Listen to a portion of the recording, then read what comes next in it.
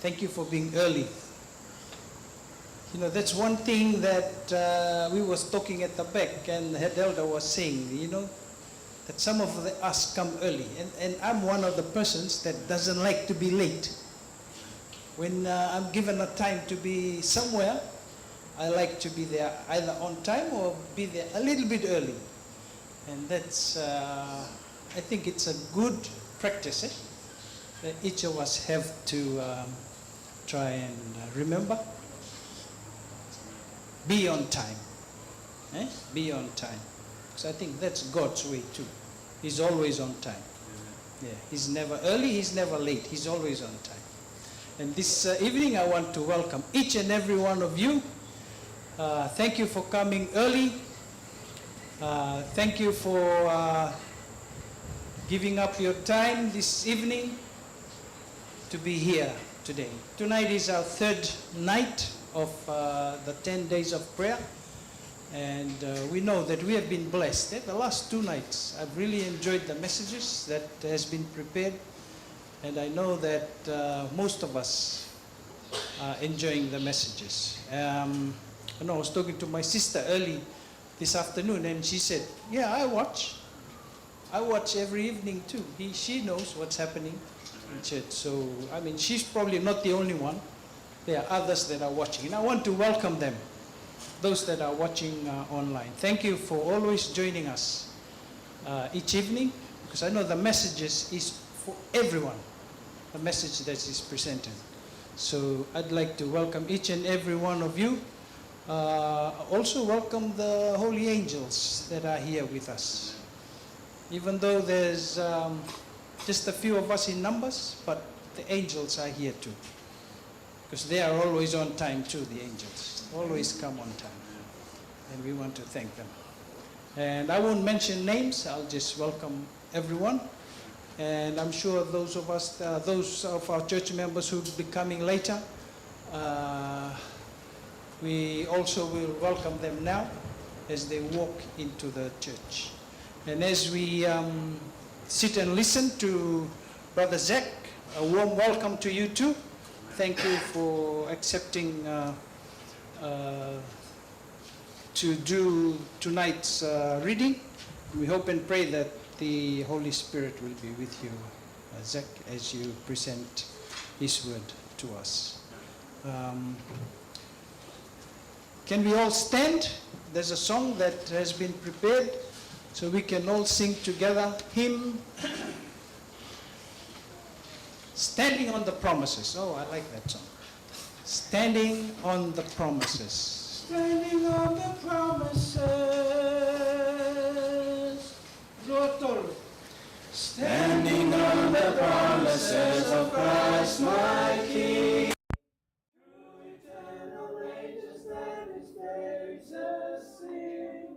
Glory in the highest I will shout and sing. Standing on the promises of God. Standing,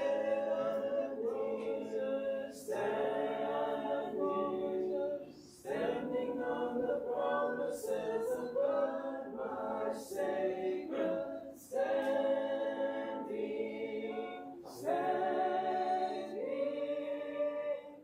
I'm standing on the promises of God.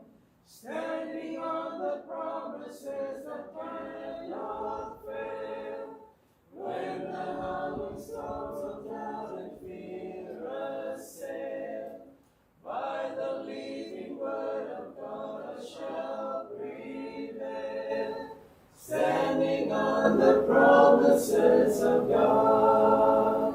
Standing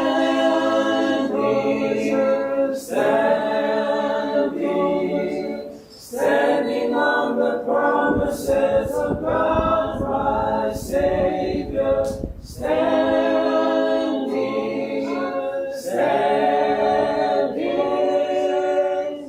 I'm standing on the promises of God.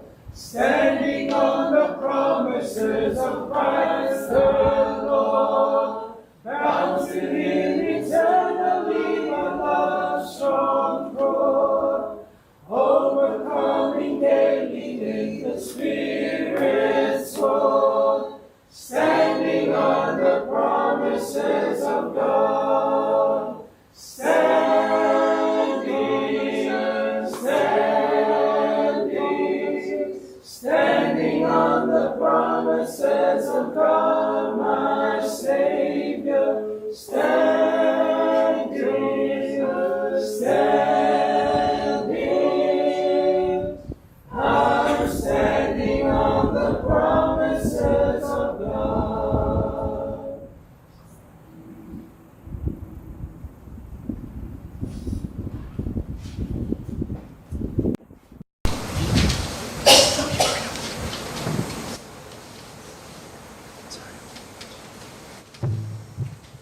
Can we all please kneel? If you are able to, we'll all kneel together in prayer.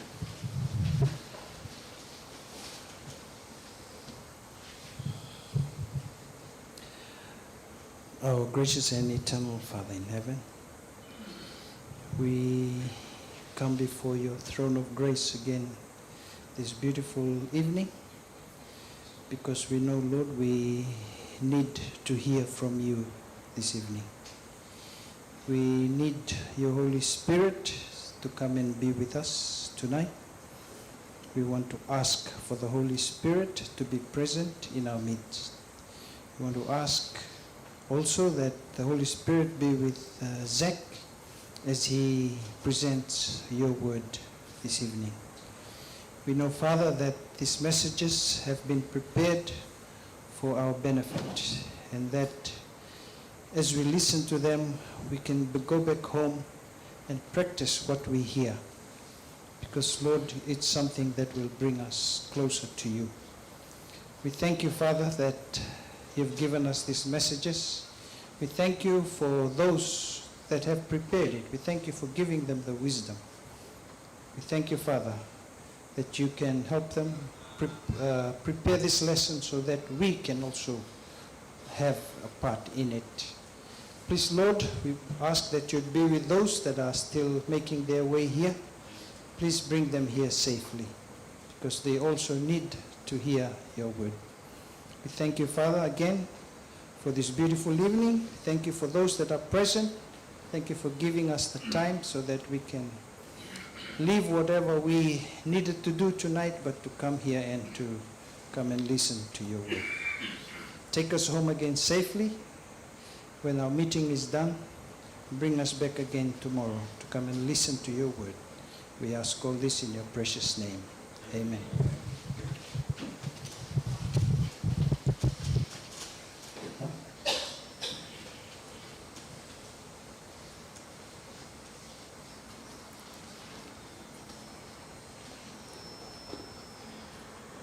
Good evening, church.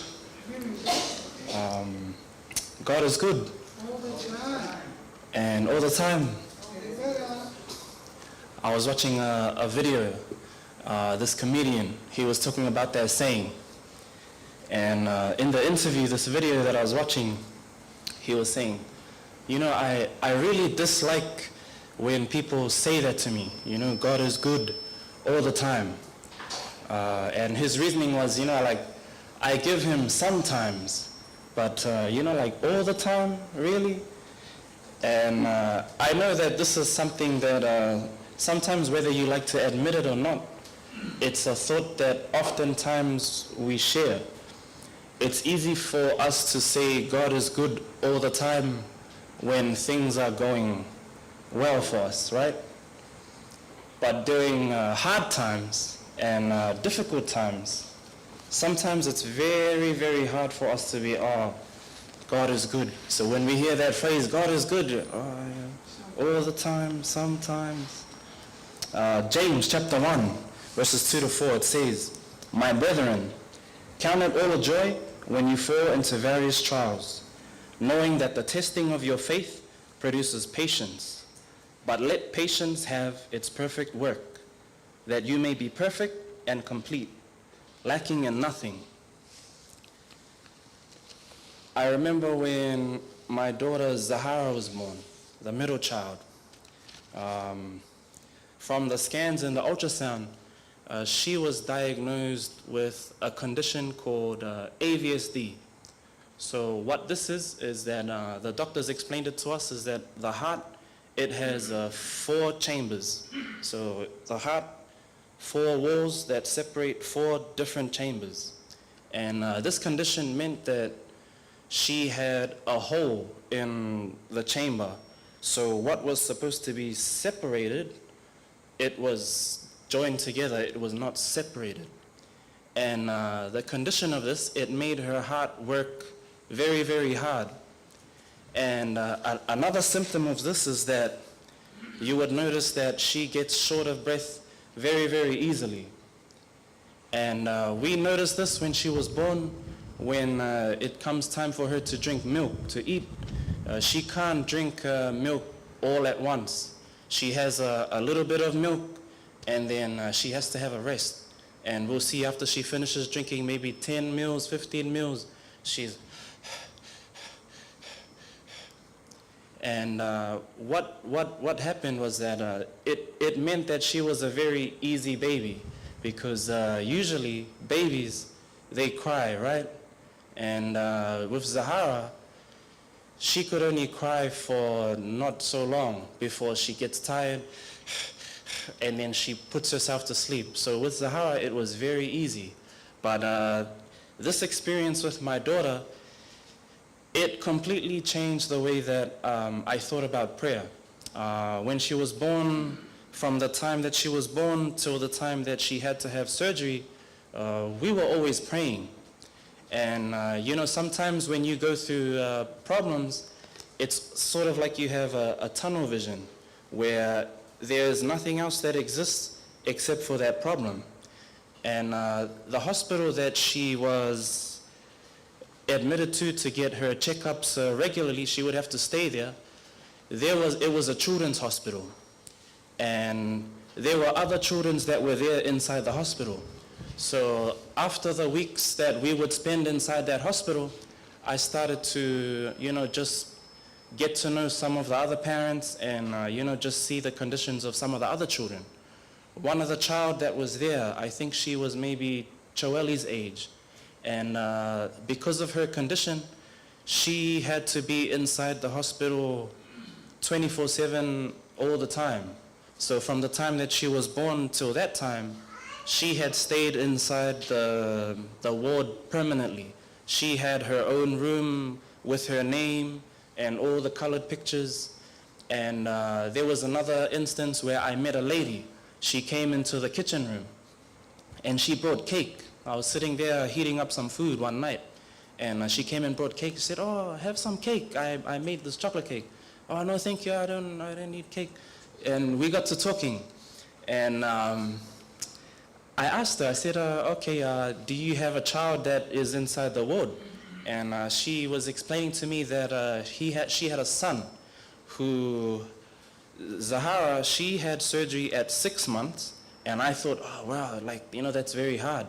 But this lady, her baby, when the baby was born, had to be admitted a couple of weeks later, had to have open heart surgery as well. And the son was 7 years old. So from the time that the boy was born till 7, they had to keep coming because Zahara just have only one surgery. But this boy, he had to have multiple surgeries.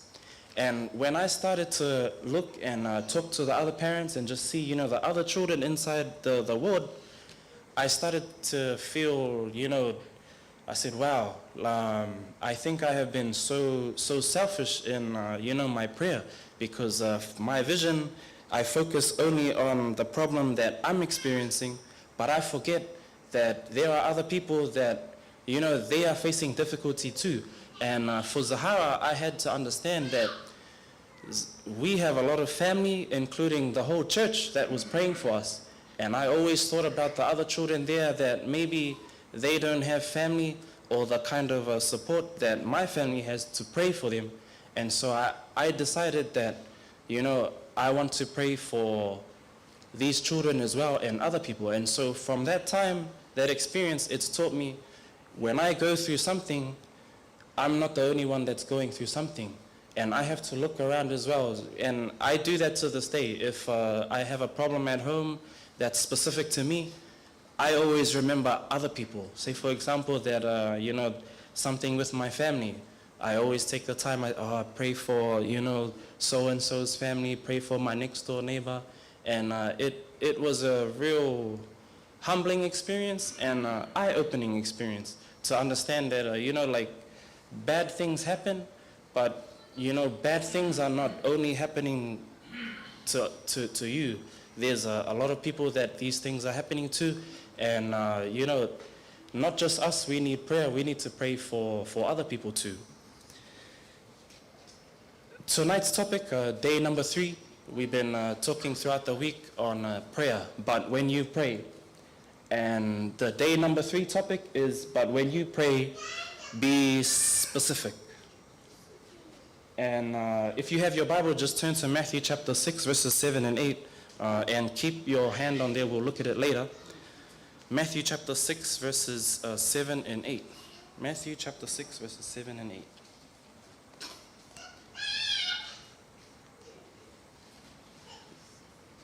Now, when you see this word here, specific, what immediately comes to your mind? What do you think the meaning of this word here, specific? If somebody says to you, Auntie Mirai, can you please be more specific? What do you think that person, have you heard of this word before? I'm going like this. Anyone? Uncle Kimin, what do you think? To the point? Yeah, right? Yeah, don't beat around the bush. Straight to the point, right? So what tonight's topic is telling us, but when you pray, be specific. Straight to the point. One definition of the word specific, clearly defined or identified, right? Clearly defined or identified. But when you pray, be specific. Remember that. Matthew chapter 6, verses 7 and 8. I'm going to read from the New King James Version. You can follow along in your own. Matthew chapter 6, verses 7 and 8. And when you pray, do not use vain repetitions as the heathens do, for they think that they will be heard for their many words. Therefore, do not be like them, for your Father knows the things you have need of before you ask him. Now, from this verse, there's just two things that I want to highlight and share with you tonight, right? So the first one, do not use vain repetitions. Do not use vain repetitions. The meaning of vain used inside this is, when you do something in vain, when somebody says, like it's vain for you to go and do that, it means that, it's useless for you to do that. And the meaning of repetition is to repeat something or to do the same thing over and over again. I want you to think about it when it comes to prayer, right? Because the verse says, when you pray, do not use vain repetitions as the heathens do. Sometimes when we pray, you get into like a habit or, what did you say? Sorry. Repeating. You get into a habit of being repetitive. Yeah, and because it's something that, you probably do it just out of habit, that's what it becomes. You wake up, you brush your teeth, you have a shower, go to school, come back home, and then you sleep. And then the next day, you wake up, you brush your teeth, you have a shower, you go to work, you come back home, you go to sleep. And sometimes that's how it is with our prayer, because, we forget that it is a real person that we are talking to. It becomes, something like a ritual where we just get into the habit. Thank you, Lord, because of this. Forgive me for this. I pray for this. Amen. The next time you pray, thank you, Lord, for this. Forgive me for this. Amen. Could you imagine if you had a friend and every time that you talk to your friend, you talk to them like that? Hey, Auntie Mirai, how are you? How's the family? Oh, that's great. Hey, Chorelli, how are you? How's the family? Oh, that's great. Hey, Nem, how are you? How's the family? That's great. That's an example of being repetitive. And the Bible here, it tells us that we are to not be repetitive in prayer. Do not use vain repetitions. One of the things that helped me to, because I often pray like this, it gets like that. You get to a point where, you're very repetitive with your prayer because it's just out of habit. You wake up and pray. When you are honest with God and, you are praying like the lesson here is telling us, to be specific, to be straight to the point, and to be clearly defined with your prayer. Sometimes we think that, some stuff is best for us just to keep it to ourselves. And so when we pray a very general prayer, just, Lord, thank you for this. But we are scared to let God know how we actually feel. Instead, from this Bible verse that we can see here, it's best for us to be clear and open to God. If you are upset about something, express it to God because He wants to hear that. If you are angry with something, tell God. Who else can you talk to? One of the things that I often pray about is my children. And it's funny becoming a parent because one of the things that nobody tells you is how to be a parent. My children, one of the things that I want for them most is, just to view this as something that is real and not just something that, hey, you have to do your lesson, you have to go to church. I want it to be real for them. And sometimes it's very hard as children now because, they are drawn to doing certain things, looking at certain things. They want to do something different.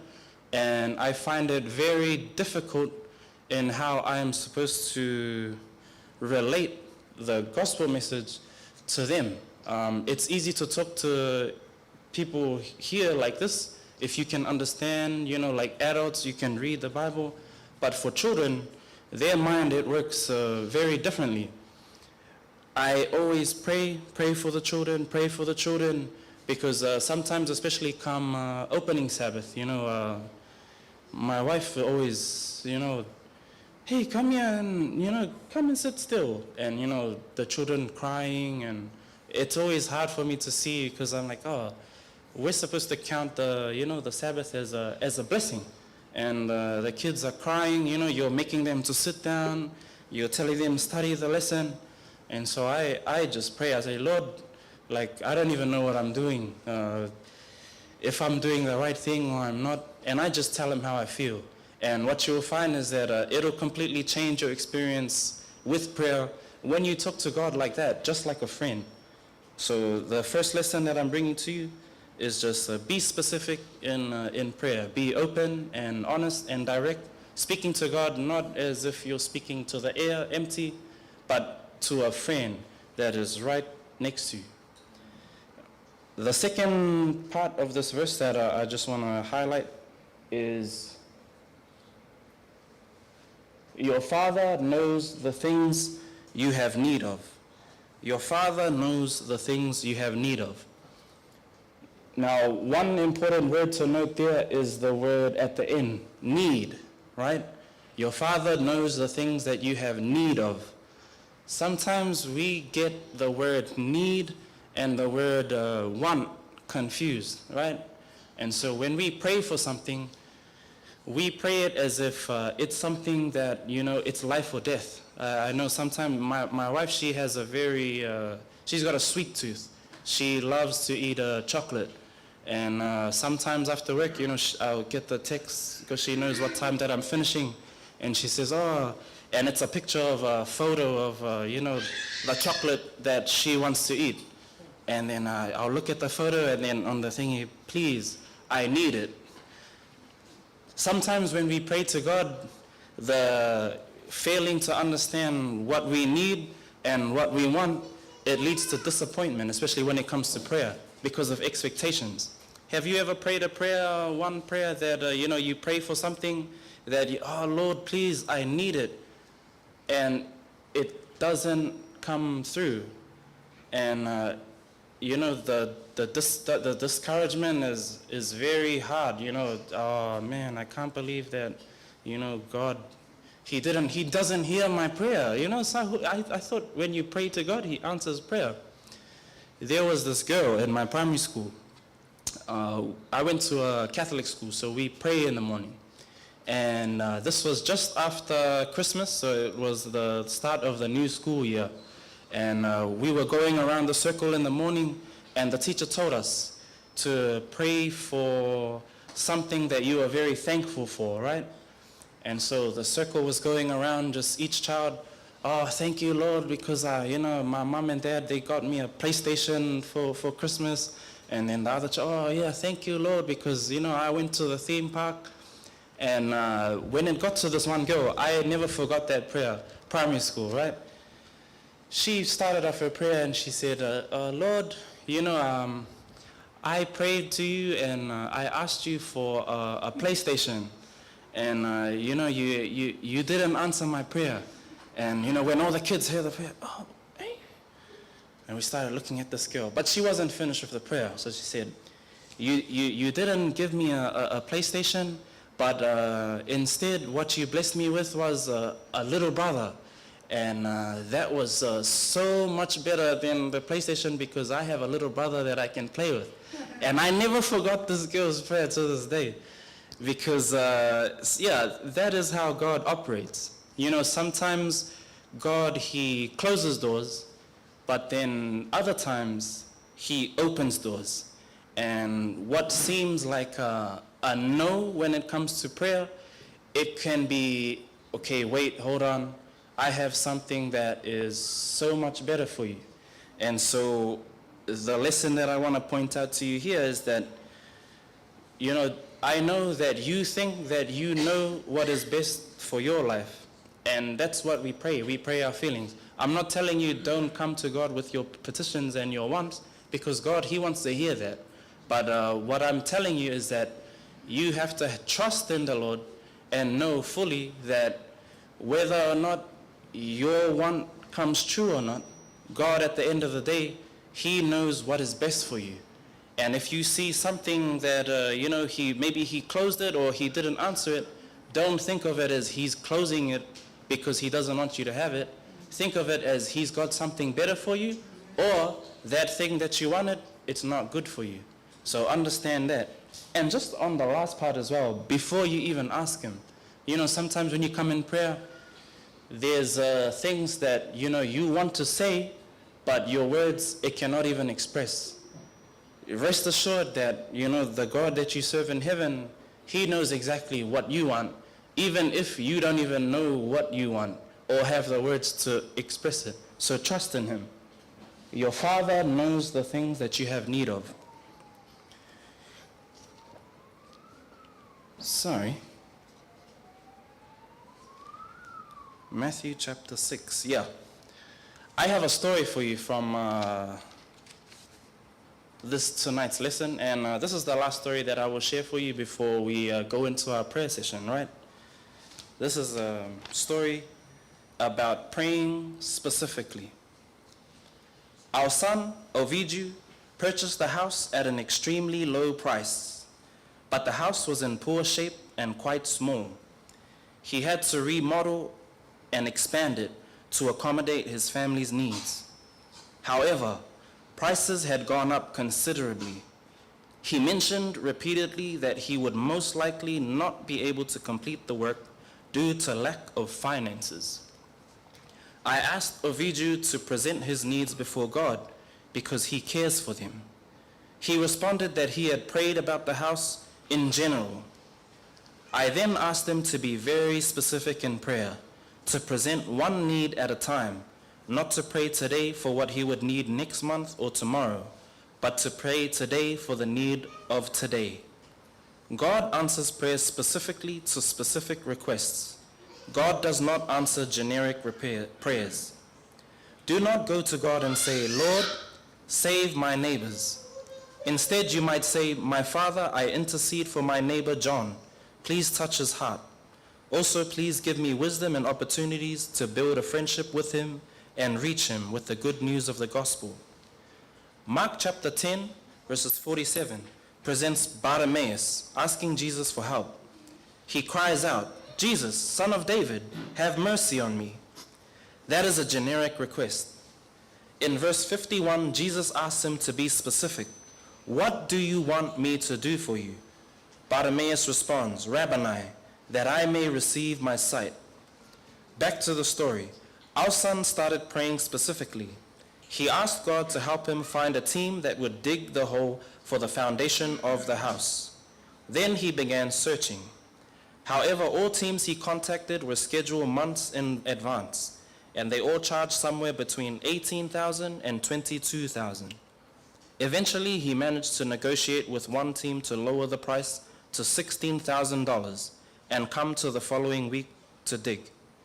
The leader of the team came, but the heavy machinery did not show up.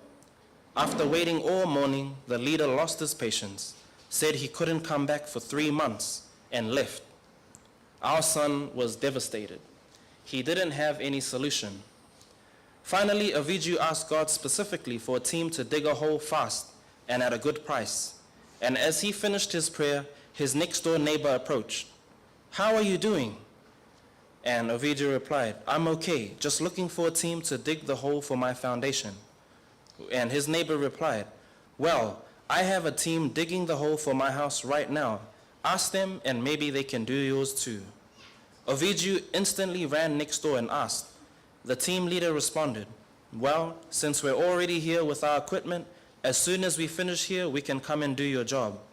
And so his son Aviju asked, "How much do you think that I would have to pay?" And the team leader said to him, "I will do it for $2,500. What joy! Aviju saw that God had already prepared an answer, and he was waiting for Aviju to ask. Prayer is the opening to the heart to God as a friend.